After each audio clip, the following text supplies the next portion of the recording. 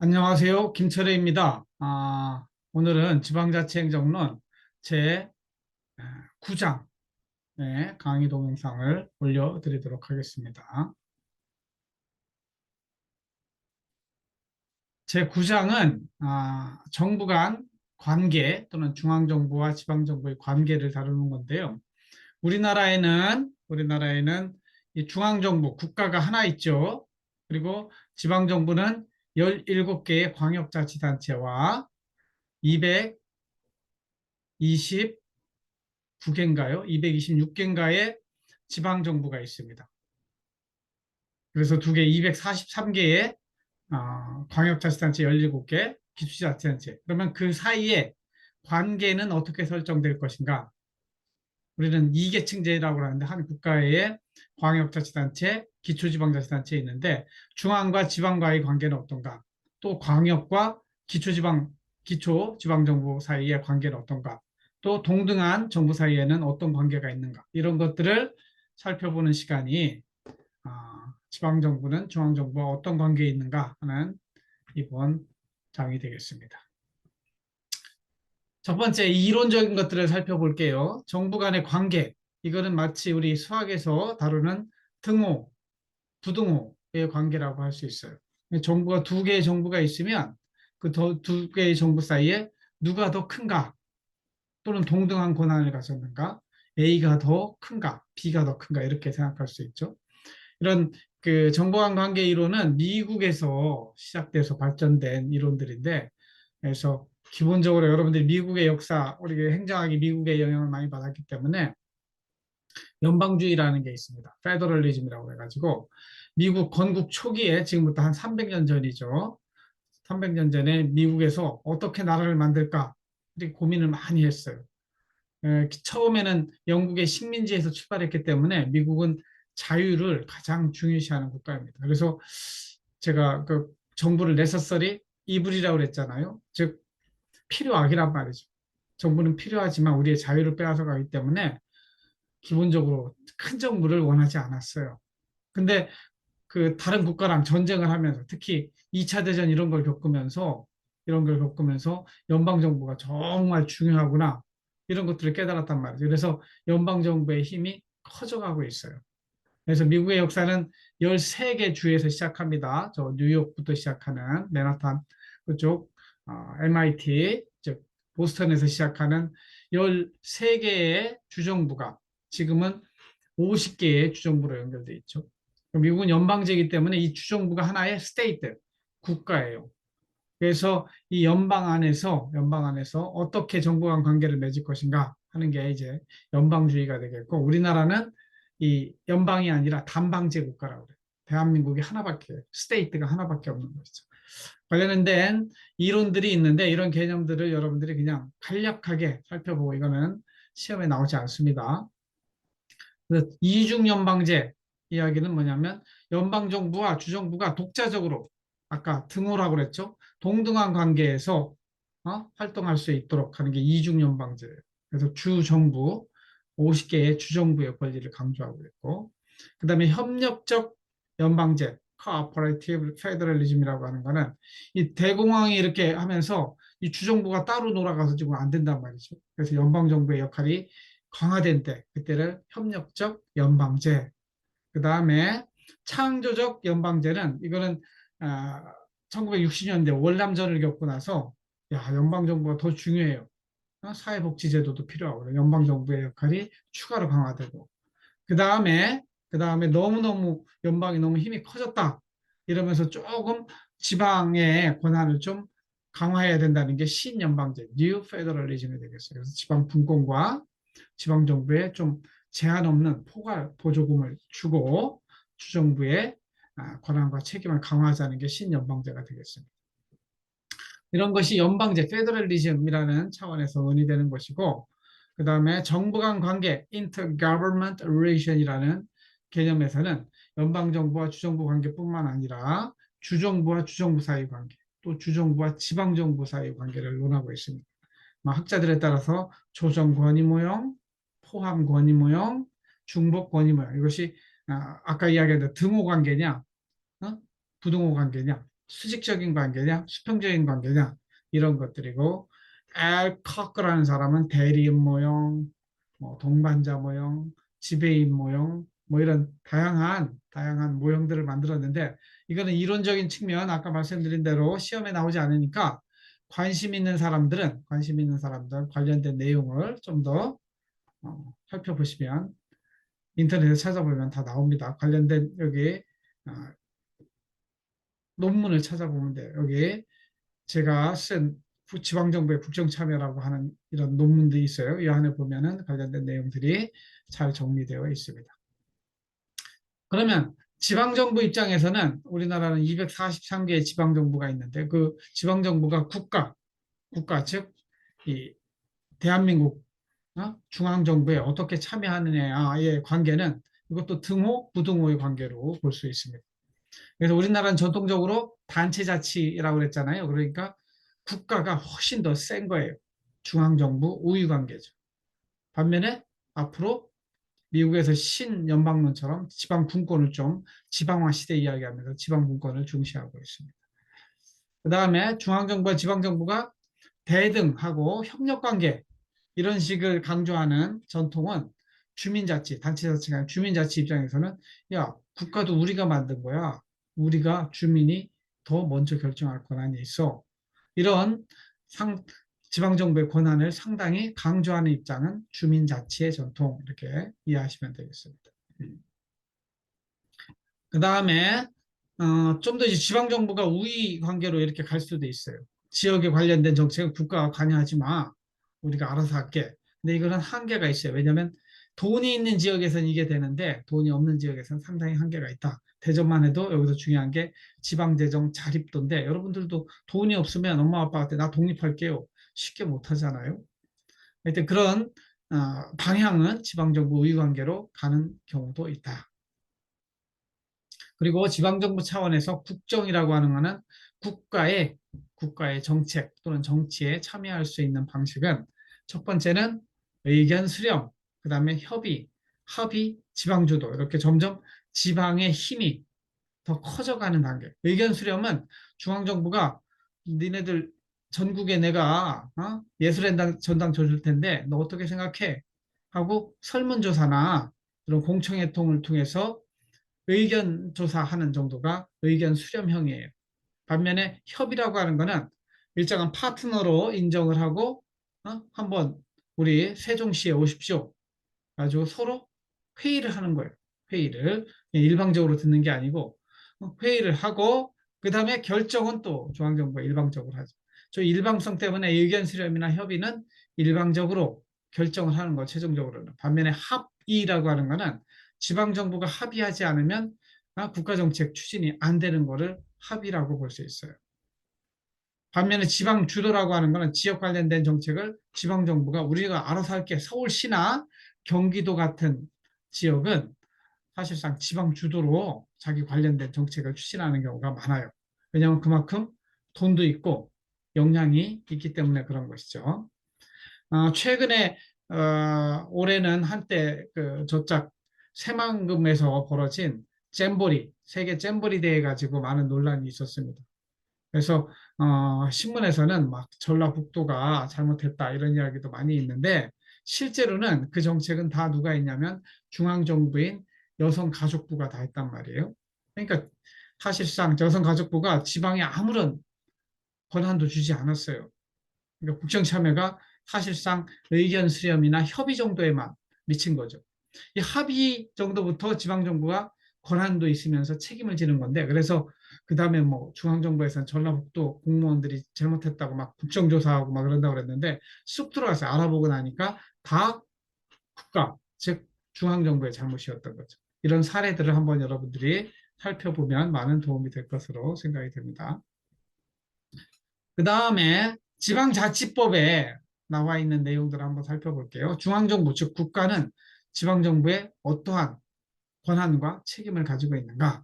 첫 번째, 자치단체 사무에 대한 지도와 지원을 할 수 있게 되어 있습니다. 그래서 이 중앙정부의 역할을 하는 것은 대신하는 것은 행정안전부예요. 옛날에 행정자치부라고 했지만 지금 안전기능이 들어가 있어 행정안전부라고 하죠. 국가 사무에 대한 지도와 감독, 즉 주민등록 관련된 업무 이런 것들은 국가사무거든요. 이걸 동사무소에서 하지만 국가사무이기 때문에 지도와 감독을 받아야 돼요. 그 다음에 중앙행정기관과 자치단체 협의 조정. 이거는 뭐냐면 어떤 일을 할 때 자치단체의 의견과 중앙정부의 의견이 달라요. 이럴 때는 서로 좀 모여서 회의를 해야 되잖아요. 그걸 할 수 있도록 만들어진 게 국무총리 소속의 행정협의 조정위원회라는 게 있어요. 여기서 중앙행정기관과 자치단체의 의견이 다를 때 조정하게 돼 있다. 그리고 행정안전부 장관은 자치사무에 대해서 국가 전체적으로 행정자치에 관련된 사무를 통관하는 부서이기 때문에 행정자치사무에 대해서는 감사를 수행할 수 있게 되어 있어요. 다만 자치사무에 대해서는 안 되고 온전한 자치사무에 대해서는 안 되고 법령 위반이 일어났는지 아무리 자치를 한다 할지라도 법령을 위반하면 안 되거든요. 법령이라고 하는 것은 국가적 수준에서 헌법, 법률, 명령 이 세 개를 지켜야 되는 거죠. 왜냐하면 지방자치단체도 대한민국 안에 있으니까. 그래서 대한민국의 법령을 위반하는 사항에 대해서는 행정안전부 장관이 감사할 수 있다. 이해하시면 되겠습니다. 그 다음에 정부 조직법을 한번 살펴보면 행정안전부가 뭐 하는 데냐 하는 기능을 써놓은 데가 정부조직법입니다. 정부조직법의 행정안전부의 임무 또는 사무에 대해서는 지방자치제도, 지방자치단체의 사무, 재정, 세제 지원하는 거, 자치단체 간 분쟁 조정하는 거. 그 밖에 행정관리, 여기 행정안전부라고 그랬으니까 안전과 재난 업무가 다 이제 행정이에요. 이 행정이라고 하는 거는 주로 지방자치에 관련된 것이고 안전이 들어가 있기 때문에 행정안전부라고 부르죠. 그래서 경찰청, 소방청 이런 데가 다 행정안전부 소속으로 되어 있어요. 일제 행정안전부에 가보면 조직이 장관이 있고 차관이 있는데 요 밑에 한번 가보겠습니다. 요 실 단위에서 어떤 일들을 하는가? 정부 혁신 이런 거 행정에 관련된 일이에요. 디지털 정부도 전자정부도 행정에 관련된 일이고 경찰국 요거는 안전에 관련된 것이고 우리 지방자치와 관련된 거는 요 두 개예요.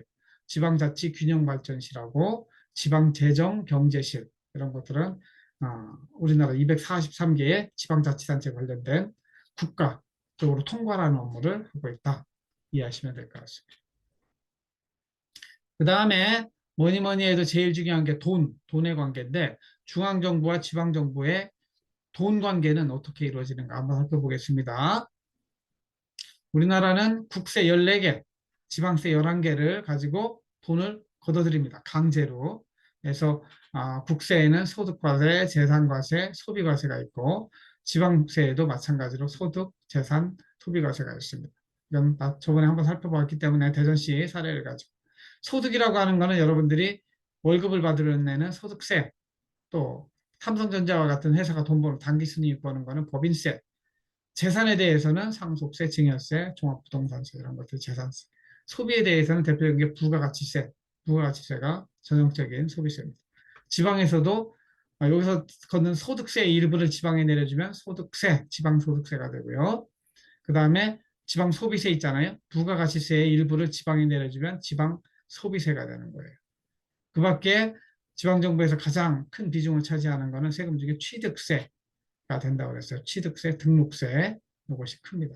하여튼 이걸 가지고 국가도 지방도 돈을 걷어서 쓰는 수입을 차지하는 게 세금이고 그래서 어떤 세금을 많이 걷느냐 국세 중에는 소득세, 부가가치세, 법인세 3대 세금이 되었고 지방에서는 취득세, 지방소비세, 지방소득세, 재산세 이런 정도죠.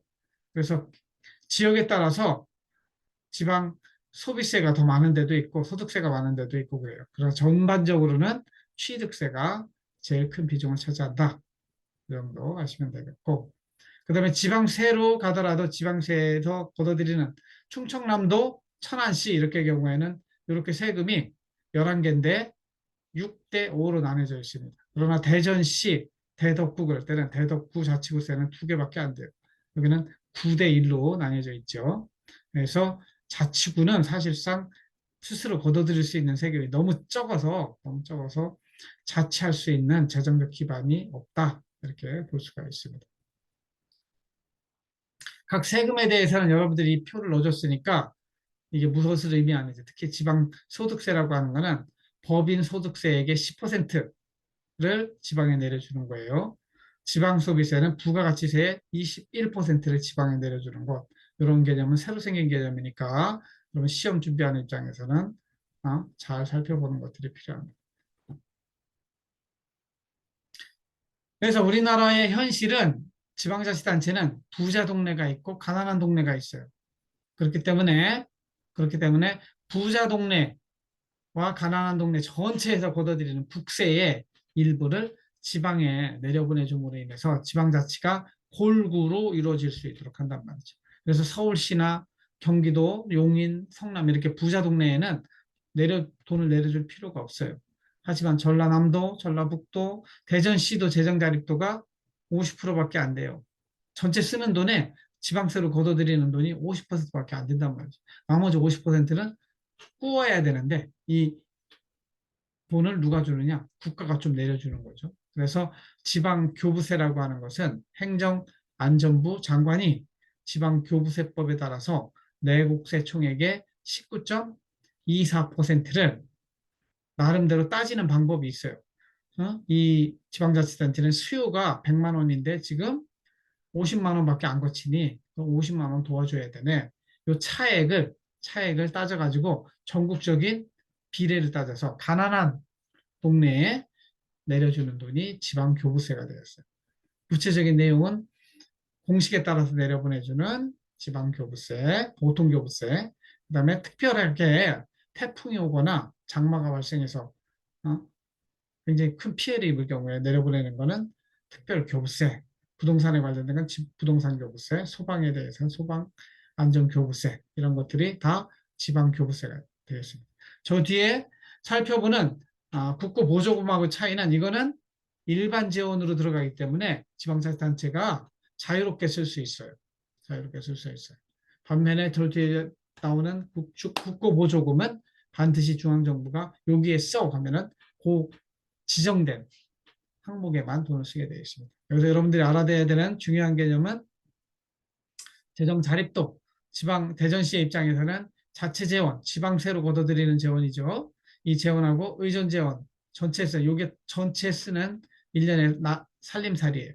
그 중에 자체 재원, 지방세와 세 수입으로 걷어들이는 자체 재원의 비율을 재정 자립도라고 그래요. 여러분 입장에서는 알바에서 번 돈, 요거는 부모님이 주시는 돈, 그거 다 합친 거 50만 원 쓰는데 내가 알바로 버는데 20만 원밖에 안 돼. 50만 원 중에 20만 원만 자체 지원해. 재정자립도 40% 이렇게 되는 거죠. 불교부 단체 잘 사는 지역은 재정자립도가 100% 넘기 때문에 요 지방교부세를 내려보내지 않아요. 그런 때는 불교부 단체, 지방교부세 불교부 단체라고 부른다. 이렇게 하는 거죠. 그 다음에 지방교부세 총액을 보면은 2011년부터 해서 우리나라 합계로 보면은 이게 30조 원입니다. 지금은 약 50조 원, 50조 원이 거친다.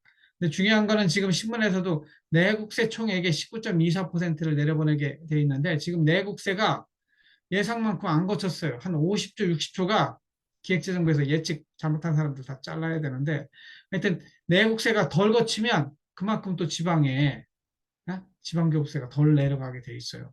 그러니까 지방 입장에서는 계획 세워놨던 일들을 못하는 그런 문제가 발생하고 있는 것도 이 지방교부세의 문제다.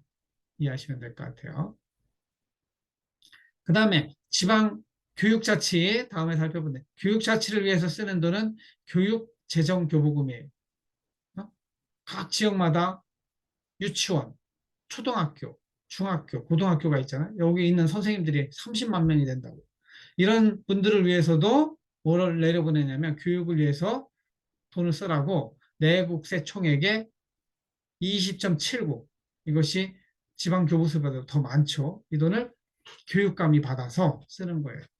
그래서 이것도 그 지역의 수요액에서 수입액 빼서 전체 부족액에 대한 각 지역별로 부족액 비율로 내려보내게 돼 있고 여기도 보통교부금, 특별교부금으로 나뉘어서 내려보내고 있다 하는 걸 이해하시면 되겠습니다. 그 다음에 국고보조금 설명을 했죠. 이거는 내국세의 일부를 그냥 마음대로 써라고 내려보내는 게 아니고 특별한 목적을 위해서 거기에만 돈을 써 하고 내려보내는 보조금이에요. 너네가 예술의 전당 짓고 싶어? 얼마 드는데? 100억이 드너? 그래요. 50만 원은 내가 보조해 줄게. 근데 이 돈은 반드시 이 건물 짓는 데만 써야 돼 하고 꼬리표가 달려서 나와요. 그러면 엄마 아빠가 용돈 줄 때도 아까 교부세처럼 그래 이번 달 용돈 들었어 이렇게 주는 돈이 지방 교부세고 아버지가 이거는 니네들 책 사는 데 써라 책 영수증 챙겨와 이렇게 했으면 이거는 국고 보조금이에요. 그러니까 얼마를 보조해 주느냐에 따라서 국고 보조율이 다르고 이것도 부자 동네는 국고 보조율이 낮아요. 10% 20%밖에 안 해요. 그러나 가난한 동네는 70%까지 국고 보조를 해주는 것이죠. 그래서 지방자치단체도 공짜로 하는 게 아니고 일정 비율을 국고보조율 뺀 나머지 부분은 지방자치단체가 부담해야 되는데 이거를 대응 비율이라고 이렇게 사회복지 사업이라든가 문화체육 사업들 다 이렇게 국고 보조금을 통해서 이루어지고 있다. 그래서 우리나라의 이제 국고 보조금 옛날에는 뭐 양여금, 교부금 이런 것들이 있었는데 양여금은 없어졌어요. 아까 이 교부금 아까 이야기한 대로 저기고 지방 교부세를 말하는 것이고 국고보조금은 약 얼마? 65조 원 정도 된다. 이렇게 이해하시면 되겠습니다. 다음 지방정부와 지방정부의 관계, 즉 여기는 광역정부와 기초정부의 관계, 광역과 광역의 관계, 또 기초와 기초의 관계 이런 것들을 살펴볼 수가 있죠. 그래서 지방자치단체 사이에서도 또 협력할 일도 있지만 싸움이 나는 일들도 많아요. 이런 일을 위해서 자치단체 간에 상호 간에 좀 협력할 필요가 있고 이런 관련된 제도들이 마련돼 있다. 그래서 협력위원회 이런 것들을 만들어서 상호 간에 협의 조정한다. 반면에 또 싸움이 될 때가 제일 문제죠. 싸움이 될 때가 제일 문제인데 이 서로의 분쟁이 일어났을 때 중앙분쟁조정위원회라든가 지방분쟁조정위원회를 통해서 물론 최종적으로는 법원으로 가지만 법원까지 가기 전에 법에 갔다는 거는 법으로 한다고 하는 거는 끝장이 났다는 이야기예요. 법으로 가기 전에 이런 내부적인 중앙분쟁조정위원회는 행정안전부에 있고요. 지방분쟁조정위원회는 각 광역자치단체에 있습니다. 이런 데서 좀 먼저 조정을 할 수 있도록 해주는 것이 상호 분쟁 조정 제도다.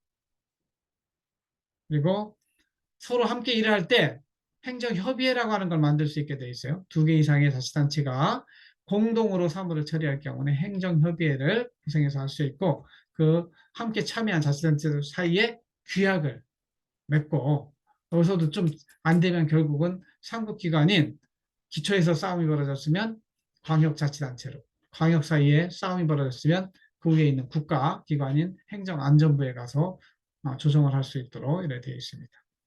또 행정협의회는 느슨한 거고요. 권한이 없어요. 아예 그냥 실제 조합을 만드는 경우도 있는데 민법상 조합을 만들어서 공동사무 쓰레기 처리라든가 이런 것들은 규약을 만들고 조합을 만들어서 같이 돈을 대고 실제 조직을 만드는 것. 여기는 행정협의회는 집행권이 없습니다. 그러나 이건 조합이라고 하는 것은 집행할 수 있는 조직까지 만들어서 함께 협력하는 것은 지방자치단체 조합이라고 한다. 이해하시면 될 것 같아요. 그 다음에 지방정부 사이에도 서로 협력하기 위해서 좀 기관을 만들어야 되잖아요. 우리가 일을 하려면 인사, 조직, 재무가 필요하다고 하잖아요. 조직을 만들어야 되는데 우리나라는 4대 협의체라는 게 있습니다. 시도지사 17개 시도지사가 함께 모이는 광역자치단체 협의회가 있고 또 우리는 입법부와 집행부 2개로 이권분립이라고 그랬잖아요. 여기는 집행부가 모이는 거라면 의회, 입법부가 모이는 거는 시도의회 의장협의회 17개 광역자치단체 지방의회 의장이 협의체를 만든 거예요. 기초지방자치단체 226개가 있는데 이 수준에서는 여기도 집행기관인 구청장협의회, 시장, 군수, 구청장협의회가 있고 또 시, 군, 구 의회, 의장들이 모이는, 그래서 4대 협의체라고 이렇게 불러요. 그래서 여기서 필요한 경우 의견들이 공통의 이익에 관련된 것들은 의견을 모아서 행정안전부 장관이라든가 도지사에게 우리 이거 해주세요. 건의도 하고 서로 협의도 하고 이렇게 하는 것이죠. 이런 단체들이 돌아가고 있다.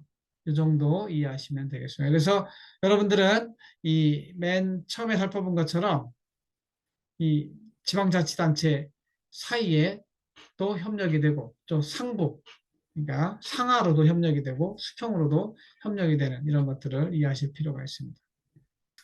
그리고 마지막으로 지방자치단체 사이에서도 돈의 문제는 국가가 지방교부세, 국고보조금 내려주듯이 광역자치단체는 기초지방자치, 대전시 같으면 5개의 자치구에 이렇게 조정교부금이라는 걸 내려보내요.